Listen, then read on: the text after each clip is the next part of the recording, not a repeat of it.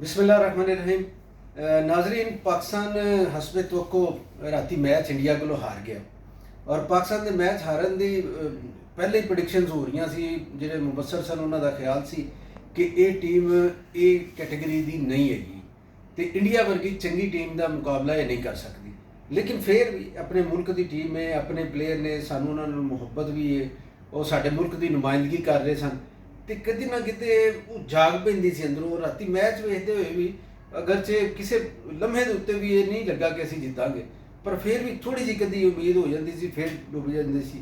तो ये मैच जिहड़ा सी असीं बॉलरां दे हत्थों हारे, असीं फील्डर्स के हत्थों हारे, असीं बैट्समैनां के हत्थों हारे, या फिर पूरी टीम का कोई हाल नहीं सी हैगा।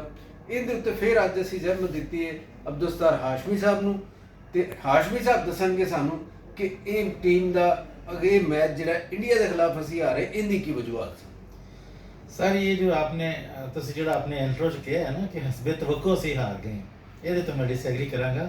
ये तवक्को साडी ये नहीं सी कि असीं रात का मैच हारांगे, ना वो हारन वाला मैच ठीक है। ਅਸੀਂ ਮੈਚ ਬਣਾ ਲਿਆ ਸੀ।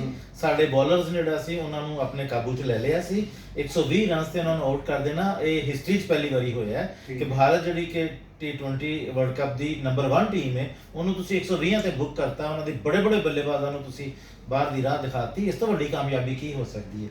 दूसरी ਇਹਦੇ ਵਿੱਚ ਪਿਚ ਦਾ ਕਮਾਲ ਤਾਂ ਨਹੀਂ ਸੀ, ਉੱਥੇ ਕਹਿੰਦੇ ਨੇ ਮੈਚ ਕਿਸੇ ਮੈਚ 'ਚ ਰਨਸ ਹੀ ਨਹੀਂ ਜ਼ਿਆਦਾ ਹੋ ਰਹੇ। अच्छा पिच ਦਾ जो ਅਸੀਂ ਸੋਚਿਆ ਸੀ ਨਾ ਪਿਚ ਰੰਗ ਦਿਖਾਏਗੀ, ਲੇਕਿਨ ਪਿਚ ਬਿਲਕੁਲ ਕੋਈ ਰੰਗ ਨਹੀਂ ਦਿਖਾਇਆ। ਪਿਚ ਨੇ ਸਿੱਧੀਆਂ ਸਿੱਧੀਆਂ ਗੇਂਦਾਂ ਆਈਆਂ, ਲੇਕਿਨ ਪਾਕਿਸਤਾਨੀ ਬੋਲਰਸ ਨੇ ਇਹ ਕੀਤਾ ਕਮਾਲ ਕਿ ਵਿਕਟ ਗੇਂਦ ਕੀਤੀ ਔਰ ਲਾਈਨ ਲੈਂਥ ਨੂੰ ਕੰਟਰੋਲ ਰੱਖ ਕੇ ਗੇਂਦ ਕੀਤੀ। ਤੁਸੀਂ ਆਮਰ ਦੀ ਗੇਂਦ ਦੇਖ ਲਓ, ਤੁਸੀਂ ਨਸੀਮ ਸ਼ਾਹ ਦੀ ਗੇਂਦ ਦੇਖ ਲਓ, ਤੁਸੀਂ ਹਾਰਸ ਦੀ ਗੇਂਦ ਦੇਖ ਲਓ। ਸ਼ਹੀਨ ਦਾ ਥੋੜਾ ਜਿਹਾ ਹੈ ਸੀ, ਲੇਕਿਨ ਉਹਨੇ ਵੀ ਅੱਛੀ ਗੇਂਦ ਕੀਤੀ। ਬੋਲਰਸ ਨੇ ਆਪਣਾ ਹੱਕ ਅਦਾ ਕੀਤਾ। ਅਸਲ ਜਿਹੜੀ ਗੱਲ ਹੈ ਨਾ ਉਹ ਇਹ ਵੇ ਕਿ ਸਾਡੇ ਜਿਹੜੇ ਬੱਲੇਬਾਜ਼ ਨੇ ਨਾ, ਸਾਡੇ ਜਿਹੜੇ ਖਾਸ ਤੌਰ ਤੇ ਟੌਪ ਆਰਡਰ ਔਰ ਮਿਡਲ ਆਰਡਰ ਦੇ ਜਿਹੜੇ ਬੱਲੇਬਾਜ਼ ਨੇ ਉਹ ਟੋਟਲੀ ਨਾਕਾਮ ਹੋਏ ਨੇ ਔਰ ਇੰਡੀਆ ਸਾਡੇ ਮੂੰਹ ਚੋਂ ਫਤਹ ਜਿਹੜੀ ਨਾ ਖਿੱਚ ਕੇ ਲੈ ਗਿਆ ਔਰ ਅਸੀਂ ਜਿੱਤਿਆ ਹੋਇਆ ਮੈਚ ਜਿਹੜਾ ਨਾ ਹਾਰ ਗਿਆ। ਔਰ ਇਹਦਾ ਜਿਹੜਾ ਸਭ ਤੋਂ ਤਕਲੀਫ ਦੇ ਪਹਿਲੂ ਹੈ ਜਿਹੜਾ ਲੋਕਾਂ ਨੂੰ ਨਹੀਂ ਪਤਾ ਉਹ ਇਹ ਵੇ ਕਿ ਜਿਹੜੀ ਟੀਮ ਇਸ ਟੂਰਨਾਮੈਂਟ 'ਚ ਟੌਪ 8 'ਚ ਨਹੀਂ ਆਏਗੀ ਉਹ 2026 ਦੇ T20 ਵਰਲਡ ਕੱਪ ਵਾਸਤੇ ਕੁਆਲੀਫਾਈਂਗ ਰਾਊਂਡ ਖੇਲੇਗੀ।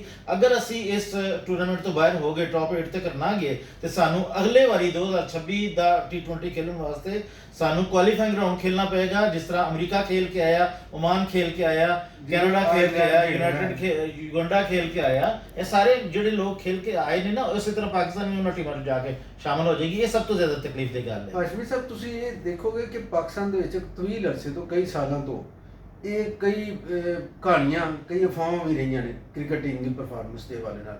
ਬਹੁਤ ਸਾਰੇ ਲੋਕਾਂ ਦਾ ਖਿਆਲ ਹੈ ਕਿ ਪਾਕਿਸਤਾਨ ਦੇ ਕੋਲ ਜਦੋਂ ਕੋਈ ਤਾਕਤ ਹੁੰਦੀ ਕਿਸੇ ਵੀ ਕਿਸਮ ਦੀ, ਉਹ ਤਫਰੀਹ ਦੀ ਹੋਵੇ, ਉਹ ਸਿਆਸਤ ਦੀ ਹੋਵੇ, ਉਹ ਕਿਸੇ ਮਾਦਨੀ ਕੋਈ ਚੀਜ਼ ਹੋਵੇ, ਤੇ ਪਾਕਿਸਤਾਨ ਉਹ ਵੇਚ ਦਿੰਦਾ ਹੈ।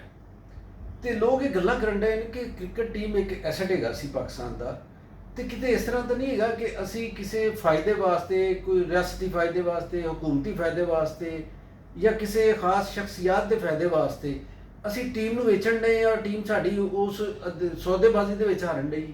ਨਹੀਂ ਸਰ, ਨਹੀਂ, ਮੈਂ ਤਾਂ ਬਿਲਕੁਲ ਨਹੀਂ ਤੁਹਾਡੇ ਨਾਲ ਇਤਫਾਕ ਕਰਾਂਗਾ।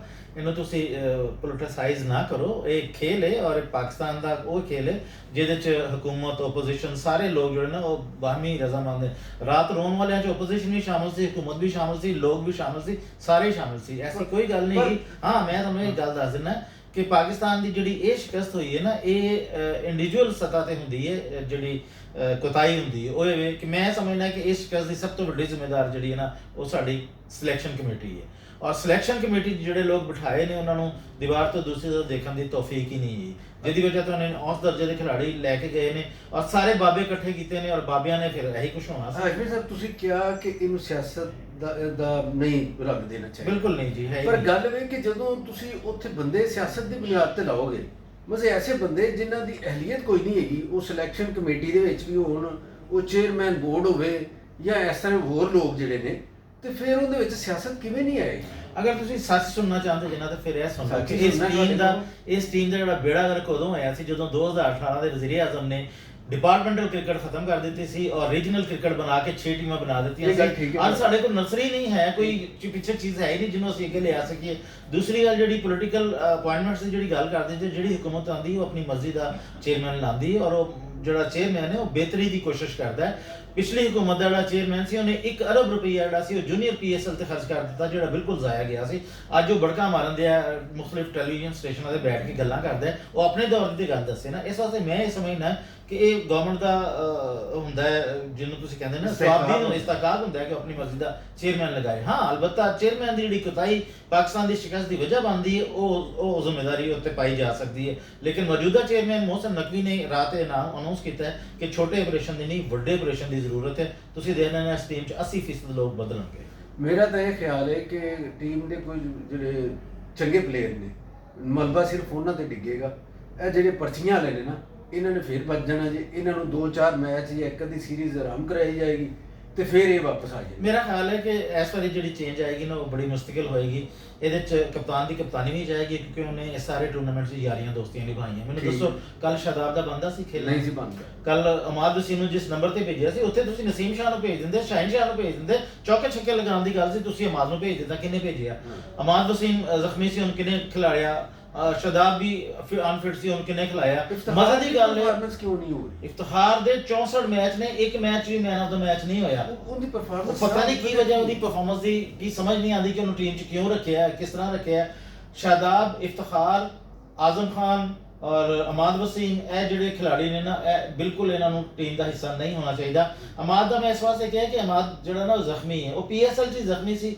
कैसे ਤੁਸੀਂ ਲੋਕ ਜੇ ਕਿ ਇੱਕ ਜ਼ਖਮੀ ਖਿਲਾੜੀ ਨੂੰ ਤੁਸੀਂ T20 ਸਕੁਆਡ ਦਾ ਹਿੱਸਾ ਬਣਾ ਦਿੱਤਾ ਔਰ ਉਹਦੀ ਕੀਮਤ ਤੁਹਾਨੂੰ ਭੁਗਤਣਾ ਪਈ। ਮੈਂ ਜਿਹੜੀ ਅੱਗੇ ਤੁਹਾਨੂੰ ਗੱਲ ਕੀਤੀ ਸੀ ਨਾ ਕਿ ਸੀਨੀਅਰ ਔਰ ਚੰਗੇ ਪਲੇਅਰਾਂ ਤੇ ਡਿੱਗੇਗਾ ਮਲਬਾ, ਉਹਦੇ ਪਿੱਛੇ ਇਹੋ ਹੀ ਗੱਲ ਸੀ ਕਿ ਉਦੋਂ ਕਿਸੇ ਤੁਸੀਂ ਚੰਗੇ ਪਲੇਅਰ ਨੂੰ ਮੌਕਾ ਦਿੰਦੇ ਜੇ ਜਦੋਂ ਤੁਹਾਨੂੰ ਪਤਾ ਹੁੰਦਾ ਕਿ ਇਹਨੇ ਨਾਕਾਮ ਹੋ ਜਾਣਾ। ਨਹੀਂ, ਸਲਮਾਨ ਅਲੀ ਆਗਾ ਬੜਾ ਅੱਛਾ ਖਿਲਾੜੀ ਸੀ। ਆਜ਼ਮ ਖਾਨ ਦੀ ਜਗ੍ਹਾ ਤੁਸੀਂ ਲੈ ਕੇ ਜਾਂਦੇ। ਹੈਦਰ ਅਲੀ ਦੇ ਬਾਰੇ ਕੀ ਖਿਆਲ ਹੈ? ਹੈਦਰ ਅਲੀ ਜਿਹੜਾ ਨਾ ਉਹ ਇੰਨਾ ਮਗਰਾਈ ਹੈ। ਅੱਛਾ, ਉਹਨੂੰ ਲਿਆਂਦਾ ਬੜੇ ਚਾਅ ਨਾਲ ਸੀ ਲੇਕਿਨ ਉਹ ਬਿਲਕੁਲ ਨਾਕਾਮ ਹੋ ਗਿਆ। ਇਸ ਵੇਲੇ ਜਿਹੜਾ ਮੁਹੰਮਦ ਹਾਰਿਸ ਦਾ ਵੀ ਤੁਸੀਂ ਦੇਖ ਲਓ, 2022 ਤੋਂ ਬਾਅਦ ਉਹਨੇ 4 ਮੈਚ ਖੇਲੇ ਨੇ ਔਰ 4 ਚੋਂ ਨਾਕਾਮ ਰਿਹਾ ਸੀ। ਇਸ ਵਾਸਤੇ ਉਹਨੂੰ ਲੈ ਕੇ ਗਏ। ਹਾਂ ਅਲਬੱਤਾ ਇਹ ਗਿਆ ਕਿ ਹੁਣ ਜਿਹੜੇ ਮੁਤਬਾਦਲ ਖਿਲਾੜੀ ਸਲਮਾਨ ਅਲੀ ਆਗਾ, ਸਾਹਿਬਜ਼ਾਦਾ ਫਰਹਾਨ, ਮਹਿਰਾਨ ਮੁਮਤਾਜ਼, ਇਹ ਉਹ ਖਿਲਾੜੀ ਨੇ ਜਿਹੜੇ ਟੀਮ 'ਚ ਆਉਣਾ ਚਾਹੀਦਾ ਜਿਨ੍ਹਾਂ ਨੂੰ, ਔਰ ਇਨਸ਼ਾਅੱਲਾ ਉਹ ਆਉਣਗੇ।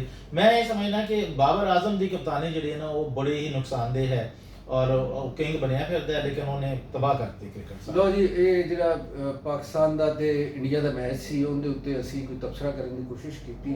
ਵੈਸੇ ਤਾਂ ਤੁਸੀਂ ਦੁਨੀਆ ਭਰ ਦੇ ਸਾਰੇ ਕ੍ਰਿਕਟ ਦੇ ਦਾਨਿਸ਼ਵਰ ਬੈਠੇ ਨੇ ਔਰ ਉਹਨਾਂ ਦੀ ਗੁਫ਼ਤਗੂ ਸੁਣਦੇ ਪਏ ਜੀ, ਤੇ ਕੁਝ ਮੈਂ ਕਿਹਾ ਕਿ ਸਾਡੀ ਵੀ ਗੱਲ ਸੁਣ ਲਵੋ। ਅਵਾਮੀ ਰੰਗ ਹੈ, ਅਸੀਂ ਕਿਸੇ ਪਾਰਟੀ ਦਾ ਹਿੱਸਾ ਨਹੀਂ ਹੈਗੇ, ਅਸੀਂ ਕਿਸੇ ਗਰੁੱਪ ਦਾ ਹਿੱਸਾ ਨਹੀਂ ਹੈਗੇ, ਸਾਡੀ ਗੱਲ ਦੇ ਉੱਤੇ ਵੀ ਗੌਰ ਕਰ ਲਿਆ ਜੀ। ਬਹੁਤ ਮਿਹਰਬਾਨੀ। ਸ਼ੁਕਰੀਆ।